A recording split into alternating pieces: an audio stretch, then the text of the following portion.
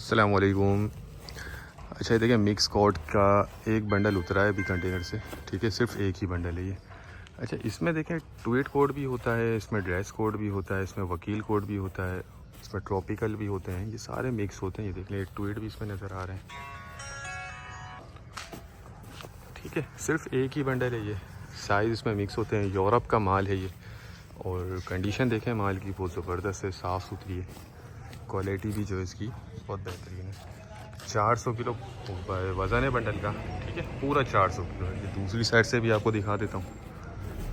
अच्छा, ये चीज़ देखें, ये ज़मीन की रगड़ इस पर जब उतरता है कंटेनर से तो लिफ्टर उठाता है, तो ये चीज़ इसमें उसकी है। बाकी कुछ ना कुछ कटा फटा या हो जाते हैं, क्योंकि ये लंडे का माल है, तो नया माल नहीं है। बाकी कंडीशन देखें, बिल्कुल साफ़ सुथरा नज़र आ रहा है और अभी ही उतरा है ये। ठीक है, सिर्फ एक बंडल है, जिसको भी चाहिए और रब्ता कर ले।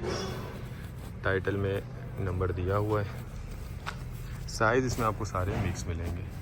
ठीक है, बाकी क्वालिटी वाइज बहुत ज़बरदस्त चीज़ है और रेट इसके डिस्क्रिप्शन में दिए हुए हैं। सिर्फ एक ही बंडल है, 400 किलो इसका वज़न है।